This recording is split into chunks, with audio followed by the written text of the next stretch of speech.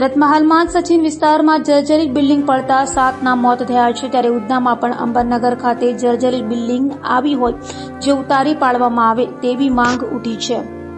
સુરતના સચિન વિસ્તારમાં એક જર્જરિત બિલ્ડિંગ તૂટી પડતા 7 લોકોના મોત થયા હતા, ત્યારે હાલમાં સુરતમાં અનેક જર્જરિત બિલ્ડિંગોમાં જીવના જોખમે લોકો રહી રહ્યા છે। તો સુરતના ઉધના ઝોન એમાં આવેલ અંબાનગર ખાતેના ઝેનપ એપાર્ટમેન્ટમાં 20 પરિવારના 50થી વધુ લોકો રહે છે, જે બિલ્ડિંગમાં ભાડુઆતો રહેતા હોય અને મૂળ માલિક મુંબઈમાં રહેતા હોય, ત્યારે આ જર્જરિત બિલ્ડિંગ પડી જાય તો મોટી જાનહાનિ થાય તેમ છે, જેથી પાલિકા દુર્ઘટના બને તે પહેલા જ બિલ્ડિંગ જર્જરિત થઈ હોય જેને ખાલી કરાવી ઉતારી પાડે તેવી માંગ ઉઠી છે। આપણને બધાને ખબર છે કે સચિનમાં 2 દિવસ પહેલાં જે હાદસો બન્યો અને જે તંત્ર કામે લાગ્યું અને 7 લોકોના મૃત્યુ થયા એક બિલ્ડિંગ પડી જવાથી। હવે આપ આ જોઈ રહ્યા છો ઝેનપ એપાર્ટમેન્ટ છે અંબર કોલોની ખાતે, જે રીતની પરિસ્થિતિ છે જીવતા બોમ્બ સમાન છે। 60 લોકો એમાં રહી રહ્યા છે।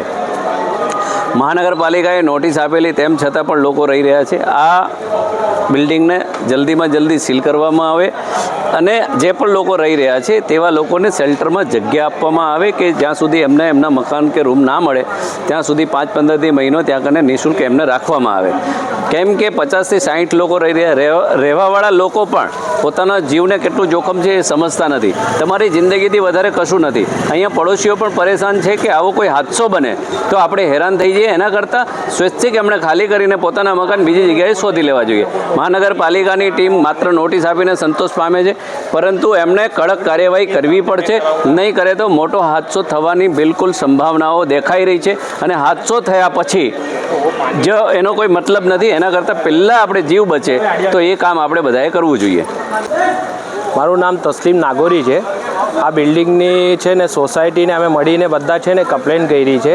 આ બિલ્ડિંગ આખી જર્જરિત થઈ ગઈ છે, 35થી 40 વર્ષ થઈ ગયા છે ને એમાં બધા ભાડૂતો રહે છે, તો એ લોકોને ખાલી કરવાનું બી એસએમસી કીધું છે, પણ એ ખાલી નહીં કરતા।